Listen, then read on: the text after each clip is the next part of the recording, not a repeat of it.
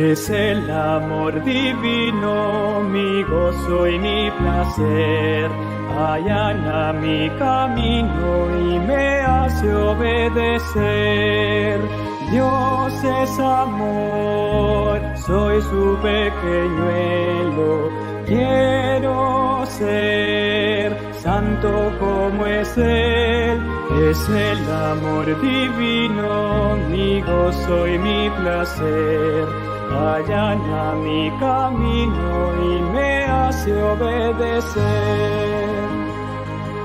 Del triste mundo lleno de muerte y dolor, quisiera yo llevar a Dios un pobre pecador. Dios es amor, soy su pequeñuelo. Quiero ser santo como es Él.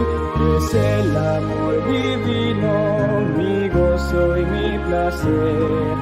Allana mi camino y me hace obedecer.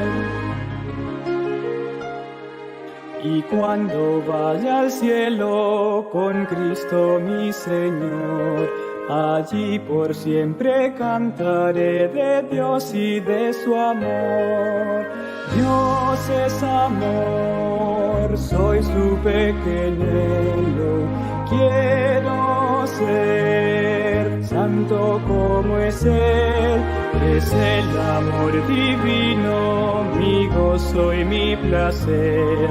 Allana mi camino y me hace obedecer.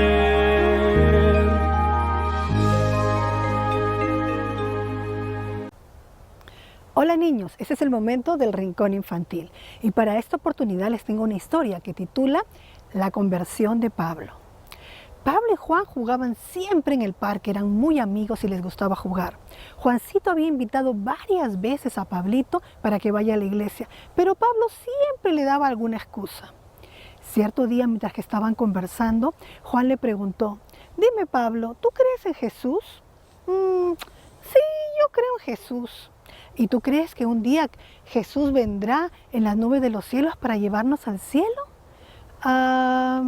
Bueno, no sé, eso tiene que ver con ir a la iglesia y ser cristiano, porque yo estoy muy chico para eso. Mira, yo creo que cuando yo tenga como 20 años, yo creo que voy a ir a la iglesia, o mejor cuando tenga 30 o 40, como mi papá creo que tiene como 40 y algo, y él dice que está joven, así que buena etapa de la vida para ir a la iglesia, o 50 o 60. Mi abuelita tiene como 60 años y ella dice que está fuerte y muy joven. Yo creo que hay mucho tiempo para entregarle la vida a Jesús. Yo estoy muy niña ahora y tengo muchas cosas que hacer. Yo no sé si tengo tiempo para ir a la iglesia. Pero mientras que Pablito estaba hablando, Juancito estaba orando, pidiéndole a Dios que el Espíritu Santo le dé una idea de cómo hacer para hablarle a su amiguito. Y se le ocurrió una idea. Y antes de despedirse, Juancito le dice a Pablito: «Oye, Pablito, yo sé que a ti te gustan mucho los chocolates». «Ah, sí, a mí me encantan los chocolates. La próxima vez que nos veamos te voy a traer una caja de chocolates». Así que se despidieron y cada uno se fue a su casa. Pasaron unos días y se reunieron nuevamente en el parque. Ay, Pablo estaba pensando: qué rico los chocolates que me van a traer. A mí me gustan mucho los chocolates. Y cuando lo vi a Juancito acercarse, ve que tenía algo en la mano. ¿Y qué tenía Juancito en la mano?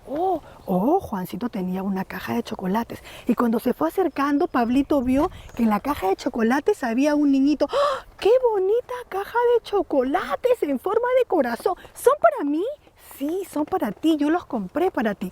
Ah, ¿me puedo comer uno antes de jugar? Sí, come, come. Y en ese momento, Pablito abrió la caja de chocolates, pero para su sorpresa solamente había un chocolate. Y en eso Pablito le dice a Juan: ¿te comiste los chocolates? Sí, cuando venía de la casa para acá me comí un chocolate, después el otro, después el otro, después el otro, pero dejé uno.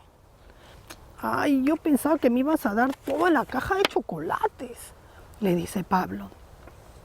Y Juan le dice, ah, yo también pensé que tú le querías entregar toda tu vida a Jesús, pero tú dices que todavía no, que estás muy joven. ¿Sabes qué? Así como tú querías toda la caja de chocolate para ti, así también Jesús quiere toda tu vida. No quiere ya cuando estés grande, quiere desde ahora que eres niño. Jesús quiere ser tu amigo, Jesús quiere caminar contigo. Jesús, cuando estuvo en esta tierra, usó muchas cosas lindas y están registradas en la Biblia. Y ahí pueden leer todo lo que Jesús hizo. Él quiere ser tu amigo desde ahora que eres chiquito. Y después Juancito siguió hablándole y hablándole y hablándole a Pablito sobre Jesús y sobre la Biblia. Cuando terminaron de conversar, Pablito lo mira y le dice, creo que tiene razón. Creo que estoy en un muy buen momento de entregarle mi vida a Jesús. Y ¿sabes qué, Juan? Muchas gracias. Y gracias por esta cajita de chocolate en forma de corazón. Yo la voy a guardar para siempre recordar que este día especial yo le entregué mi corazón a Jesús. ¿Saben, niños? No hay edad para entregarle el corazón a Jesús. Tú le puedes entregar hoy mismo tu corazón a Jesús. Le puedes decir, Señor, yo quiero que estés conmigo, quiero que camines conmigo, quiero que seas mi amigo.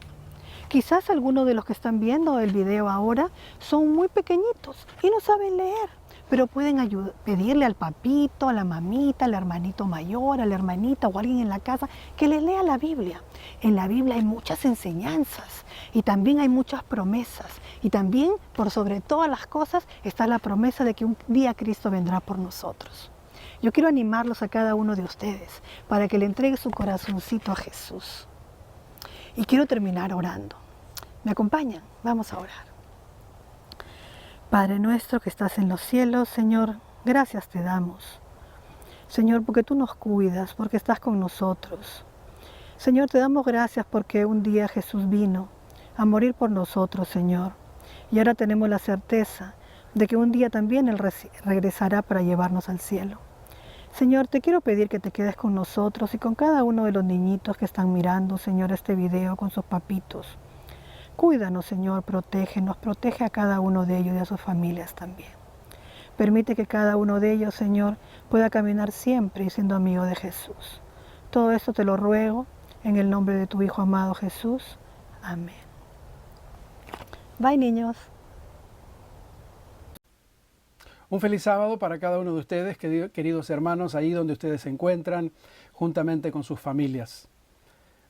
Vamos a estudiar la palabra en este día y para eso vamos a inclinar nuestro rostro. Querido Padre que estás en el cielo, te queremos dar gracias por tu día santo que tú nos das. Que en medio de todas las confusiones y todos los problemas que hay en el mundo, Señor, tú nos has dado este tiempo para que podamos disfrutarlo contigo, tener esta paz en nuestros corazones.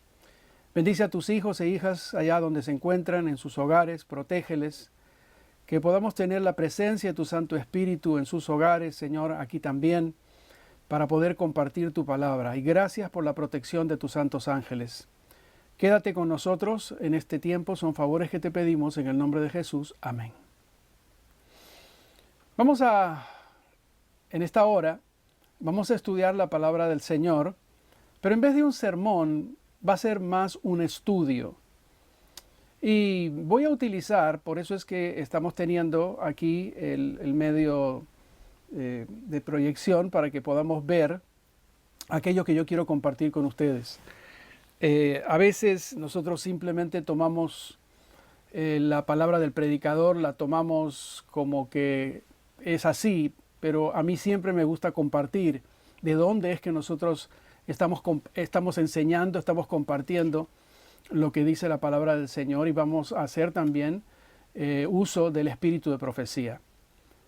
Como ustedes pueden ver ahí en la pantalla, el título de nuestro estudio es ¿Cuándo regresará Jesús? Y es un título bastante ambicioso. Pero necesitamos nosotros en esta época comprender qué es lo que dice la Biblia, qué cosa es lo que dice también el espíritu de profecía.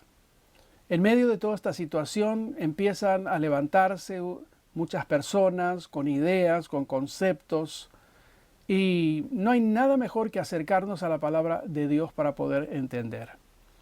Estaba Jesús en el libro de San Mateo, capítulo 24, estaba Jesús frente a Jerusalén, reunido con sus discípulos.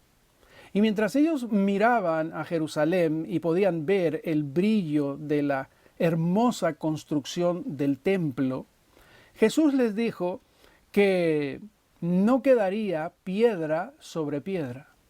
Y esto llamó poderosamente la atención de los discípulos, porque para los discípulos como judíos, lo más preciado que ellos tenían era el templo. Y que ahora Jesús les diga que no iba a quedar piedra sobre piedra, ellos entonces, en Mateo, en el capítulo 24, le hacen una pregunta. Y esta es la pregunta que le hicieron. Y lo estoy leyendo en la Nueva Versión Internacional y les voy a explicar por qué. Más tarde estaba Jesús sentado en el Monte de los Olivos cuando llegaron los discípulos y le preguntaron en privado, ¿cuándo sucederá eso? A lo que se estaba refiriendo de que él no quedaría piedra sobre piedra en el templo. ¿Y cuál será la señal de tu venida y del fin del mundo?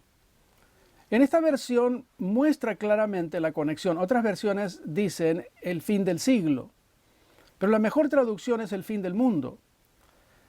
Los discípulos hicieron una conexión entre la venida de Jesús y el fin del mundo. En otras palabras, la segunda venida de Jesús y el fin del mundo es exactamente el mismo acontecimiento. Y Jesús ahora empieza, como resultado de esa pregunta, ahora Él va a empezar a compartir con sus discípulos todas las señales que aparecerían y que ustedes han estudiado en más de una oportunidad en San Mateo 24. En el versículo 4 les dice, tengan cuidado de que nadie los engañe, les advirtió Jesús. Antes de que Jesús les vaya a decir a ellos los acontecimientos que irían a ocurrir, su primera advertencia fue que nadie te engañe. Esta fue la primera preocupación de Jesús. Porque a medida que nosotros nos acercamos a la segunda venida de Cristo o al fin del mundo, vamos a encontrar que hay muchas personas diciendo muchas cosas, sus propias teorías, y existe la posibilidad de que nosotros seamos engañados. Ahora ponte a pensar, todo este tiempo te has pasado teniendo el deseo en tu corazón de poder participar, si ocurre en nuestro tiempo, que ojalá pudiese ocurrir en nuestro tiempo, de formar parte de ese grupo de personas esperando la segunda venida de Jesús. Y sin embargo Jesús te dice, ten cuidado. A ti, no le está hablando aquí a gente que no conoce la palabra de Dios, aquí le está hablando a sus discípulos. Y nos está hablando a nosotros en este tiempo. Te pueden engañar. Vas a tener que tener mucho cuidado. Te pueden engañar. Y no solamente lo mencionó Jesús una vez. Miren allí en el versículo 5, 24:5. Porque vendrán muchos en mi nombre, diciendo, yo soy el Cristo, y a muchos engañarán. Es la segunda vez que Jesús ahora amplía un poco más y les habla sobre la posibilidad de gente viniendo en representación de Él y añade, vendrán diciendo yo soy el Cristo. Y otra vez aparece la expresión y a muchos engañarán. Vuelvo a repetir, está hablando a su pueblo. Ahora, cuando vamos al mismo, no vamos a salir de este capítulo, cuando vamos a los versículos 24 y 25, Jesús les hace una ampliación. Les vuelve a repetir el concepto, pero ahora les va a añadir algo más. Les dice el versículo 24, porque se levantarán falsos cristos, eso ya lo había mencionado, pero ahora le añade algo, y falsos profetas, y harán grandes señales y prodigios, de tal manera que engañarán, ahí está la palabra otra vez, si fuere posible, aún a los escogidos, Y miren cómo termina diciendo en el versículo 25, ya os lo he dicho antes. La advertencia de Jesús es que ninguno de nosotros que vamos a vivir en los acontecimientos, como estamos viendo, estamos empezando a vivir estas señales de acontecimientos antes de la venida de Jesús, ninguno de nosotros debería ser engañado. La mayor preocupación de Jesús fue, no te vayan a engañar, ten cuidado, no te vayan a engañar, van a aparecer falsos cristos en mi nombre, van a aparecer falsos profetas, pero la última parte de ese versículo es donde nosotros necesitamos detenernos un momento. Dice, si fuere posible, ¿no? El engaño vendría aún para los escogidos. Muchos de nosotros tenemos en la iglesia la idea de ser escogidos. Pensamos que porque ya estamos en la iglesia o porque nuestros nombres están registrados en los libros de la iglesia, automáticamente somos escogidos. Cuidado. El apóstol Pablo, en el libro de los Romanos, nos dice quiénes son los escogidos. Allí en el capítulo 8, en los versículos 33 y 34, aparecen 3 características de aquellos que son escogidos. Vamos a leer el versículo 33. Comienza haciendo una pregunta el apóstol Pablo. ¿Quién acusará a los escogidos de Dios? Ahí está. Aquí está hablando, se está refiriendo a ese mismo grupo de personas que Jesús se estaba refiriendo. ¿Quién acusará a los escogidos de Dios? Vuelvo a repetir, 3 características que mostrarán quiénes son los escogidos. Dice, Dios es el que justifica. Está dando una declaración. Versículo 34, pregunta, ¿quién es el que condenará? Respuesta, Cristo es el que murió. La primera, Cristo es el que murió. Más aún el que también resucitó. Ahí está la segunda. El que además está a la diestra de Dios, el que también intercede por nosotros. 3 cosas significativas e importantes que Jesús, quien es el que justifica, hizo por aquellos que son llamados los escogidos. ¿Cuál es la primera? Murió, resucitó e intercede por nosotros. Vamos a la primera. ¿Quién es un escogido? Escogidos son los que han aceptado la muerte de Jesús. Tú puedes decir esta mañana, sí, acabamos de celebrar la Semana Santa, yo acepto la muerte de Jesús. Pero no es una aceptación intelectual. Esta aceptación de la muerte de Jesús es tú, en primer lugar, reconocerte como pecador. Sentir en tu corazón que tú necesitas salvación, que solo no te puedes salvar. Y que cuando tú miras a Jesús y aceptas el sacrificio que Jesús hizo en tu lugar, en mi lugar, porque nosotros, de acuerdo a lo que dice la Biblia, la paga del pecado es muerte, estábamos condenados, mas la dádiva de Dios es Cristo Jesús. Jesús viene, ocupa tu lugar, ocupa mi lugar, paga el precio muriendo en la cruz del Calvario. Cuando nosotros aceptamos esa transacción y vivimos el resto de nuestra vida a la altura del sacrificio de Jesús, vivimos agradecidos todo el tiempo porque nosotros tendríamos que haber estado colgados en esa cruz o tendríamos que haber muerto. Entonces nosotros, por esa aceptación de fe, es que somos justificados porque le damos la gloria, le damos la honra a Jesús. Así que la primera característica de un escogido es que ha aceptado en su vida la muerte de Jesús. Vive todos los días agradecido porque no hay nada que nosotros podamos haber hecho para salvarnos. El segundo, estamos simplemente utilizando lo que está diciendo el apóstol Pablo. ¿Quiénes son escogidos? Los que han aceptado la resurrección de Jesús. Jesús no se quedó en la tumba. Jesús no está hasta el día de hoy en la tumba. Hay mucha gente que cree que Jesús murió y que está sepultado todavía en algún lugar por allí. Jesús resucitó.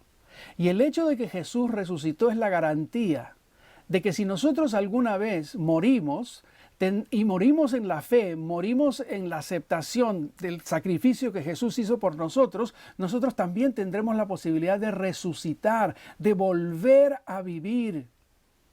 Así que esa es la segunda característica que tiene un escogido, alguien que acepta y que vive con la esperanza de la resurrección.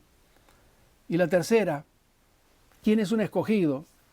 Los que han aceptado la intercesión de Jesús en su favor.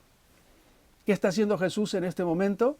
Jesús se encuentra allá en el santuario celestial, en el lugar santísimo, intercediendo por todos nosotros. No estamos solos. Todos los días, cuando tú te acercas a Dios en oración y genuinamente le pides el perdón de tus pecados, Jesús está intercediendo. Mira, Padre, aquí está. Este tu hijo, esta tu hija, está pidiendo perdón. Y te pido que le perdones, pero ahora Jesús muestra por qué es que nos tiene que perdonar. No por nuestros propios méritos, sino que Dios nos perdona porque acepta el sacrificio que Jesús hizo en nuestro favor. Nosotros nos escudamos detrás de Jesús. Es por la justicia de Jesús, es que Dios nos acepta y nosotros podemos ser perdonados. Pero ese es el trabajo que Jesús está haciendo todos los días. Así que, ¿quién es un escogido? Un escogido es el que está aceptando y viviendo la muerte de Jesús, agradeciéndole. El que ha aceptado la resurrección de Jesús tiene esa esperanza, y el que sabe que Jesús está intercediendo. Por eso es cuando nosotros leemos de que podría inclusive engañar a los escogidos, es a este grupo de personas. Antes de seguir adelante, yo quiero que tú tengas la convicción plena en tu corazón de que tú eres un escogido de Dios, basado en lo que acabamos de estudiar.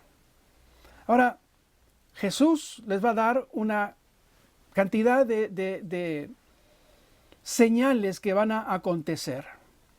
Yo voy a mencionar solamente algunas, porque tú puedes leer, y estoy seguro que lo has leído antes, las señales que Jesús mencionó. Ahí en los versículos 7 y 8, Jesús le dice: porque se levantará nación contra nación y reino contra reino, y habrá pestes. El libro de San Mateo, el capítulo 24, está puesto en orden cronológico. Quiere decir que los acontecimientos se van a ir dando de la manera como fueron establecidos. Estamos en la parte de las pestes. Es el hecho de que se levantará reino contra reino, nación contra nación. Podemos ver en el pasado lo que ocurrió con las famosas Primera, Segunda Guerra Mundial y la cantidad de guerras que han seguido existiendo. Estamos en la parte de las pestes. Pero Jesús les dijo: habrá hambres. Hoy día la gente está preocupada. Estamos todos sin trabajo. La mayoría de las personas está sin trabajo, ¿no? Por lo menos el tipo de trabajo que estábamos acostumbrados a hacer. Y entonces aparece este asunto. ¿Y qué va a pasar? Tenemos la cadena de suministro de alimentos todavía. ¿Vamos a poder seguir teniendo alimentos? Tal vez en algunos lugares del mundo sí, que tienen mayores recursos. Pero en otros lugares del mundo de repente no. Habrán hambres, terremotos en diferentes lugares. Y todo esto será, el mismo Jesús lo dijo, principio de dolores. Ustedes pueden seguir leyendo. Pero luego, cuando llegamos al versículo 30, llegamos a la culminación de todo este acontecimiento, de lo que está pasando en la tierra. Miren lo que dice el versículo 30.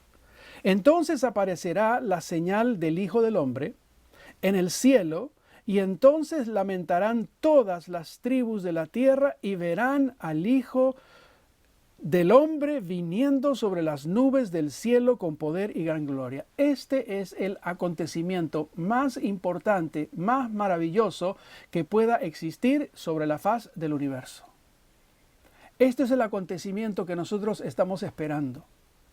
Por eso es que nosotros nos llamamos adventistas, porque esperamos el advenimiento, está allí, esa es la esperanza, ese es el deseo, ese es el sueño que todos nosotros tenemos. Y ahí está Jesús diciendo, este acontecimiento, ahí está viniendo, finalmente está apareciendo.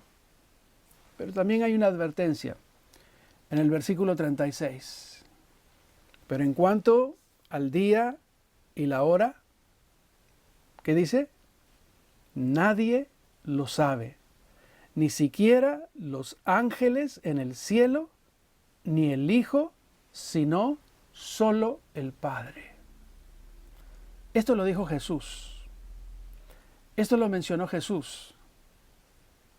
Y ahí dice, nadie lo sabe. Hace algunos años atrás, en el 2011, ustedes se acordarán de este caballero, de Harold Camping.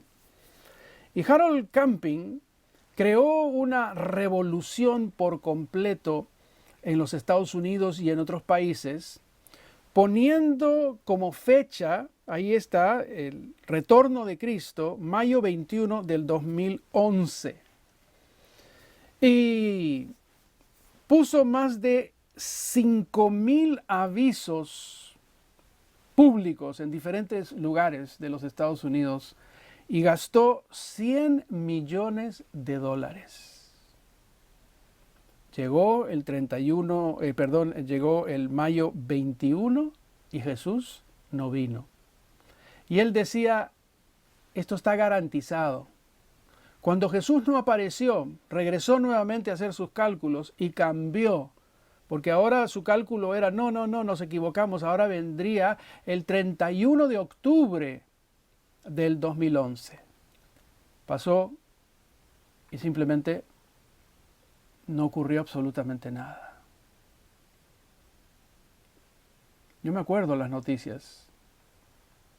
Cuando viajaba en mi auto, ponía la estación de radio que ellos tienen y Family Radio y quería escuchar cuáles eran los argumentos y una cantidad de cálculos y cálculos y cálculos, porque ahora este hombre se había propuesto descubrir la fecha exacta pero desde una perspectiva matemática y sin embargo no ocurrió. ¿Qué es lo que nos dice el espíritu de profecía? Porque esto es alguien que no formaba parte de nuestra iglesia, pero sí formaba parte de la cristiandad. Dice allí, siempre habrá en la iglesia movimientos espurios y fanáticos, realizados por personas que pretenden ser guiados por Dios, por aquellos que correrán antes de ser enviados y que establecerán fechas para el cumplimiento de profecías que aún no se han realizado. Miren bien lo que está diciendo aquí. Personas que pretenden ser guiadas por Dios y corren antes de ser enviados. En otras palabras, corren, pero no fueron enviados por Dios. Sigue diciendo la cita.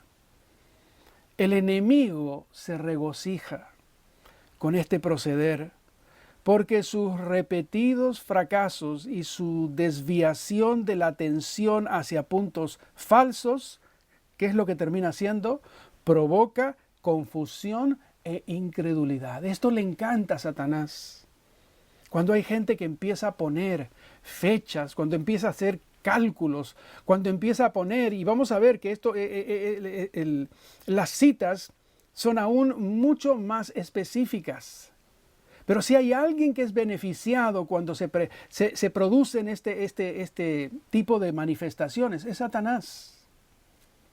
En relación a fijar fechas, muchos de los que tomaron el nombre de adventistas. Ahora está hablando específicamente de nosotros. Han incurrido en el error de fijar fechas para la venida de Cristo.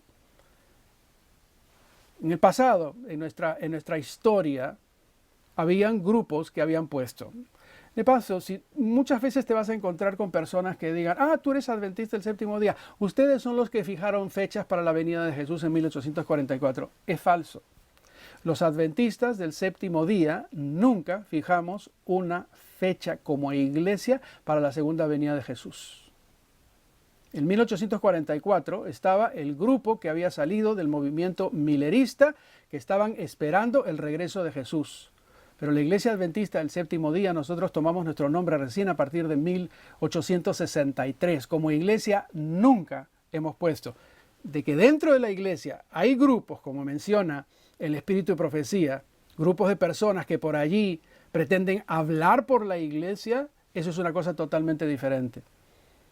Pero sigue diciendo allí, lo que ustedes están leyendo, que muchos de los que toman el nombre de adventistas han incurrido en el error de fijar fechas para la venida de Cristo. Lo han hecho repetidas veces, pero el resultado ha sido cada vez el fracaso. Y les digo más, hermanos queridos, seguirá siendo un fracaso este asunto de ponerle fechas o ponerle cálculos, no importa de dónde lo saques. Se nos declara que el tiempo definido de la venida de nuestro Señor, miren lo que dice ahí, está fuera del alcance de los mortales. ¿Qué significa eso? A no ser que alguno de nosotros se crea demasiado especial o que no es mortal, no es algo que se nos ha dado. Aún los ángeles que ministran a los que han de ser herederos de la salvación, ellos que viven allá, no conocen ni el día ni la hora, ni los ángeles. ¿Pero qué dice Mateo 24:36? ¿Qué decía el Señor Jesús? Pero en cuanto al día y la hora, nadie lo sabe, ni siquiera los ángeles en el cielo, ni el Hijo, sino solamente el Padre. Dentro del movimiento adventista han habido personas por allí que independientemente han querido ponerle fechas, independientemente. Y en uno de esos casos, ahí el Espíritu de Profecía le dice a alguien, usted no podrá decir que Él, refiriéndose a Jesús, vendrá dentro de 1, 2 o 5 años, ni tampoco tiene que postergar su venida diciendo que tal vez no ocurra por 10 o 20 años. Dios no le da a ningún hombre un mensaje de que pasarán 5 o 10 o 20 años antes de que concluya la historia de esta tierra. Él no quiere darle a ningún ser viviente una excusa para demorar la preparación para su venida. ¿Qué significa esto? ¿Por qué es que Dios no le ha querido dar la fecha a nadie? Porque Él espera, miren lo que sigue diciendo acá, Él espera que nadie diga, como lo hizo el siervo infiel, mi Señor tarda en venir, porque esto conduce a un descuido temerario de las oportunidades y privilegios para prepararnos para ese gran día. Si nosotros supiésemos el día y la hora, diríamos, falta demasiado, me preparo cuando está llegando. Y tendríamos una preparación falsa porque nos prepararíamos no porque amamos el regreso de Jesús, sino terminaríamos preparándonos simplemente por conveniencia porque no queremos que pase ninguna cosa adversa en nuestra vida. Ahora, ¿por qué nosotros no fijamos fechas? Dice la siguiente cita, nos estamos acercando al gran día de Dios. Las señales se están cumpliendo y sin embargo no tenemos un mensaje que nos diga el día y la hora de la aparición de Cristo. El Señor nos ha encubierto sabiamente este asunto para que siempre podamos estar en un estado de expectación y de preparación para la segunda aparición de nuestro Señor Jesucristo en las nubes del cielo. La preparación no es asunto de un solo día, la preparación es un asunto de la vida entera. Nos preparamos todos los días estamos nosotros viendo cómo está nuestra relación con Dios, porque queremos tener la mejor relación que podamos tener con Dios. Eso es un acto de preparación, es un acto de expectativa. Esto que está pasando en este tiempo es un acto de expectativa. Miren, delante de nosotros se están cumpliendo estas profecías. Crea expectación, pero también nos debe llevar a una acción, a prepararnos. Sí, es el tiempo de prepararse. Si antes estaba con una vida espiritual en pie afuera de la iglesia, este es el tiempo de regresar, es el tiempo de volver, es el tiempo de empezar nosotros a darnos cuenta cuál es el rol que vamos a jugar en los acontecimientos del tiempo del fin. Pero ¿por qué no fijamos fechas? Porque el tiempo exacto, según dice esta cita, de la segunda venida del Hijo del Hombre es un misterio de Dios. Ten cuidado. Ten cuidado. Hay personas en este tiempo, ahí afuera, que dicen ser de nuestra iglesia, que están empezando a poner tiempos. ¿Cuándo es que el mundo va a terminar? Y no importa la cara de sinceridad que pongan. La sinceridad no justifica el error. Hay mucha gente que va a terminar perdiéndose porque estaban sinceramente creyendo en que sus errores en realidad eran verdades.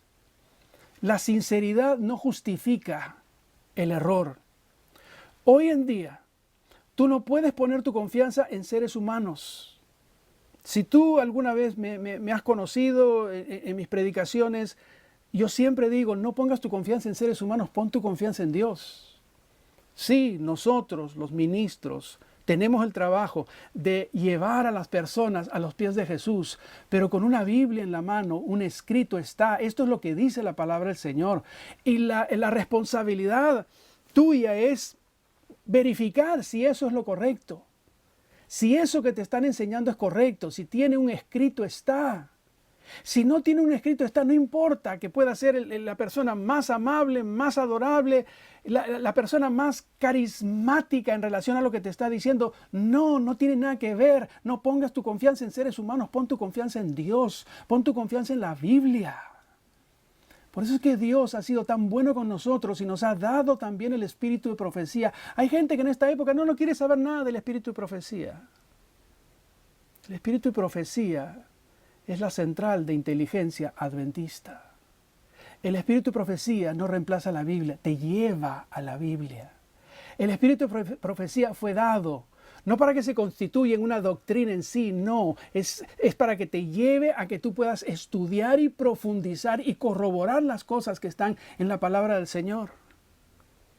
Tenemos que tener un equilibrio, pero cuando aparecen situaciones hoy en día de gente poniéndole periodos de tiempo a la venida de Jesús, tenemos nosotros también que usar la palabra del Señor y también mostrar lo que dice el espíritu de profecía en relación a estos asuntos. ¿Por qué? ¿Qué nos dijo Jesús desde el inicio? Que tengan cuidado, no se vayan a dejar engañar. ¿Qué ha producido o qué puede, en el pasado ha producido un resultado y qué puede producir ahora si nosotros tan solo nos dejamos llevar porque hay alguien que está hablando? Y esto, ¿sabe que esto llama la atención? Usar un púlpito. Hay mucha gente que se para en un púlpito y quiere contar algo espectacular. Y quiere contar algo espectacular, ¿por qué? Porque llama atención en el fondo llama atención hacia su persona. Un predicador que se para aquí a buscar llamar atención hacia su persona no está haciendo el verdadero trabajo de Jesús, porque la única persona que tiene que ser ensalzada es la persona de Cristo Jesús. Pero hay gente que le gusta usar el púlpito, ¿para qué? Miren, esta persona está compartiendo esta idea, wow, miren. No es así. Si Jesús no lo dijo, si la palabra de Dios no lo dijo, no importa, no le creas. No creas absolutamente nada. ¿Por qué? Porque este asunto produce incredulidad. Por haber pasado repetidas veces las fechas fijadas por algunos, el mundo se encuentra en un estado de incredulidad. Hoy día el mundo no cree. Tú sales y predicas la segunda venida de Cristo, te miran con una cara de escepticismo terrible. Dice, más decidida que antes con respecto al próximo advenimiento de Jesús. Hoy día la gente simplemente es incrédula. Algunos han fijado una fecha y cuando esta ha pasado, su espíritu presuntuoso, miren bien, su espíritu presuntuoso no ha aceptado la reprensión, sino que han fijado otra y otra fecha. Pero muchos fracasos sucesivos los han identificado como falsos profetas. Lo dice el espíritu de profecía, pero también lo dice la Biblia. ¿Qué dijo Jesús ahí en Mateo 24, 25? Falsos profetas engañarán, si fuere posible, aún a los escogidos. Y Jesús dice, yo os lo he dicho antes. No lo digo yo, pero cualquier persona que se está tomando el atrevimiento de decir lo que no está en la palabra del Señor es un falso profeta. Es un falso profeta. Y no importa si está dentro de la iglesia y no importa si tiene rótulo de pastor, es un falso profeta porque está hablando y predicando cosas que Dios no le ha dicho ni ha dejado establecido en su palabra. ¿Qué es lo que termina ocurriendo? El mundo considera con disgusto el fracaso de los que fijaron fechas. Y porque hubo hombres que se dejaron seducir de este modo, muchos se apartarán de la verdad presentada por la palabra de Dios, según la cual el fin de todas las cosas está cercano. Un día vamos a ser responsables nosotros ante Dios por lo que dijimos usando estos púlpitos. Vamos a ser responsables de haber dicho cosas simplemente que se nos ocurrieron a nosotros. Porque vuelvo a repetirte, la sinceridad no excusa el error. Si tú te paras en un púlpito y vas a predicarle a la gente y le vas a decir a la gente las cosas, más vale que tengas la plena certeza y convicción que viene de la palabra del Señor. Pero tu sinceridad no va a justificar el error. Hermanos queridos, necesitamos nosotros abrir los ojos en este tiempo. Les apelo a su corazón. No te dejes engañar. Ya Jesús lo dijo. No dejes que alguien venga y te cambie el cerebro y te haga perder la vida eterna por terminar creyendo en cosas que no fueran así. Porque a esto se van a sumar otras cosas. Hay gente que ya está diciendo que hay que tomar decisiones radicales, pero esto lo voy a mencionar en un momento. Miren lo que sigue diciendo esta cita. No pertenecemos a ese grupo, las personas que fijan fechas, que define el tiempo exacto que transcurrirá antes de la segunda venida de Jesús con poder y gloria. Nosotros no pertenecemos a ese grupo. ¿Qué es lo que nosotros debemos hacer en este tiempo? ¿Cuál es nuestro trabajo? ¿Cuál es nuestra responsabilidad? Sí, es cierto. Lo que nosotros estamos viendo es terrible,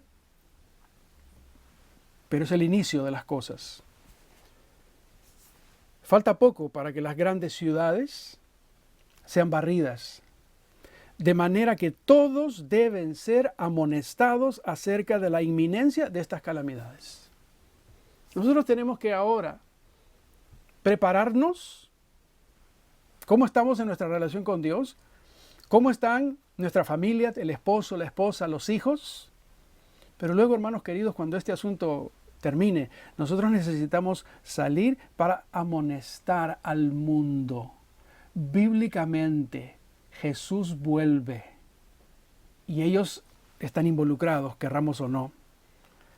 Miren esta apelación, dice ojalá que el pueblo de Dios tuviera una noción de la destrucción inminente, de millares de ciudades ahora casi totalmente entregadas a la idolatría. ¿Cuál es la apelación de Dios a través del espíritu de profecía? Ojalá que nosotros como pueblo de Dios, que decimos que somos el pueblo de Dios, pudiéramos darnos cuenta de la destrucción inminente. Las cosas van a empeorar. No lo digo yo, lo dice la palabra del Señor, lo dijo Jesús. Pero no por eso vamos a vivir vidas totalmente fracasadas, ya no vamos a continuar viviendo. No, no hay que vivir como que Jesús viene mañana o como que Jesús simplemente va a venir no sabemos cuándo. Porque no nos ha dado el tiempo y la hora, pero hay que seguir amonestando. En preparación para la venida de nuestro Señor, hemos de hacer una gran obra en las grandes ciudades. Tenemos que presentar un solemne testimonio en esos grandes centros. Cuando yo escucho a gente, hay que vender todo, hay que irnos, hay que escaparnos, hay que irnos a las montañas, hay que salir de acá. Dios se va a encargar de decirnos cuándo. Y está puesto en su palabra a través del Espíritu y profecía, cuándo nosotros tenemos que salir. Mientras tanto, salir vendría a ser un acto de cobardía, es dejar la batalla. Hay gente que por ahí se embolina totalmente. Vende sus cosas y se van corriendo ya a escaparse por ahí. No, hermanos. Nosotros necesitamos, hay una gran obra que hay que hacer en las grandes ciudades. Miren lo que está ocurriendo en New York. Hay una obra que hacer en esa ciudad. Se han muerto miles de personas. Miles de personas. ¿Conocían el amor salvador de Jesús? Yo no lo sé. Grandes ciudades. Chicago, Nueva York, Los Ángeles. Grandes ciudades que hay en este país donde nosotros estamos viviendo. Pero si de repente tú estás viendo esto y vives en otra ciudad, sí, hay tremendas grandes ciudades en diferentes lugares del mundo que necesitan hoy escuchar que hay un Dios y que ha puesto un día en el cual Él va a regresar y todos los seres humanos están involucrados. ¿Por qué necesitamos hacer esta obra? Porque mezclados con las multitudes que no piensan en Dios ni en el cielo, hay muchos que ansían luz y pureza de corazón. Aún entre los descuidados e indiferentes hay muchos cuya atención puede ser atraída por una revelación del amor de Dios hacia el alma humana. ¿Cuál es nuestro mensaje? No es el ser agoreros de un tiempo malo y destrucción. Sí, eso viene, pero nuestra mayor apelación es ¿qué cosa? Es hablarles de que hay un Dios de amor, hay un Dios que les ama, hay un Dios que les quiere y hay un Dios que los ama tanto que vino a este planeta para morir por ellos. No hay que seguir sufriendo bajo las consecuencias del pecado, hay que aceptar ese regalo dado por Dios.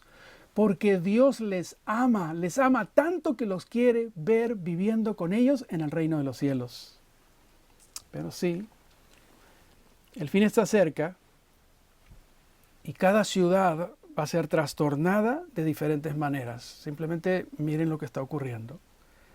Habrá confusión en cada ciudad. Todo lo que puede ser sacudido lo será. Y no sabemos qué pasará luego. Los juicios serán de acuerdo con la maldad de la gente y la luz de verdad que no han tenido. Por eso es que necesitamos hacer una obra. Hay toda una obra grande que necesitamos hacer.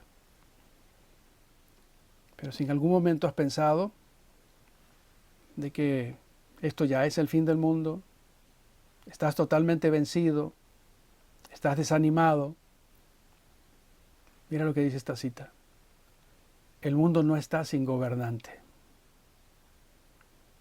El programa de los acontecimientos venideros está en las manos del Señor.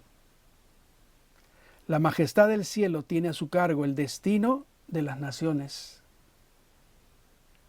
como también lo que discierne a su iglesia, lo que concierne a su iglesia. El destino del planeta hoy día está en las manos del Señor. Y el destino de la iglesia está en las manos también del Señor. Pero no nos olvidemos, en la gran obra final nos encontraremos con perplejidades con las cuales no sabremos cómo tratar. Imagínense lo que está pasando ahora.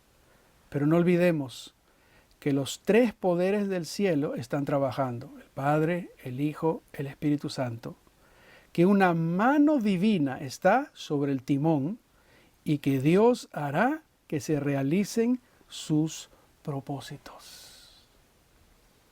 ¿Qué necesitamos hacer, hermanos queridos, en relación a lo que está aconteciendo y lo que viene por delante? San Mateo 24, 7 y 8 nos dice, de la higuera aprended la parábola. Cuando ya su rama está tierna y brotan las hojas, sabéis que el verano está cerca. Así también vosotros, cuando veáis estas cosas, conoced que está cerca a las puertas. Este es un tiempo sumamente serio, pero es un tiempo de expectativa. Pero es un tiempo en el cual nosotros hemos venido hablando y predicando tanto tiempo. Pero prediquemos lo correcto. Hablemosle a la gente del amor salvador de Cristo Jesús y que ese Jesús está por volver. Finalmente, Lucas 21, 28 nos dice, cuando estas cosas comiencen a suceder, erguíos y levantad vuestras cabezas, porque vuestra redención está cerca. Hoy estamos más cerca de la segunda venida de Jesús de lo que estábamos hace un tiempo atrás. Este es un tiempo de oportunidad. Este es un tiempo de preparación. Pero también es un tiempo en el cual nosotros no podemos dejar que pase esto para regresar a la normalidad. Podamos nosotros, donde estamos, utilizar los medios de comunicación para compartir esperanza. Usa tu teléfono. Usa las aplicaciones que tienes allí. En vez de mandar chistes o en vez de mandar videos sin sentido, mándale a la gente. Hay un Dios que los ama. Hay un Dios que va a volver y que hay necesidad de prepararse. Simplemente como dijo Jesús, no te dejes engañar. Hay muchas cosas que van a ocurrir, pero necesitamos mantenernos fieles a Dios, sabiendo de que uno de estos días tendremos el gozo de ver su rostro cuando Él viene por segunda vez. Mientras llegue ese momento, sigamos preparándonos, sigamos haciendo lo que tenemos que hacer para su gloria y para su honra. Vamos a orar. Querido Padre que estás en el cielo, te queremos dar gracias por la esperanza de la segunda venida de Jesús. No sabemos el día ni la hora. No se lo has dado a nadie, Señor, porque solamente lo conoce tu Padre que está en el reino de los cielos. Pero nos has dado las señales.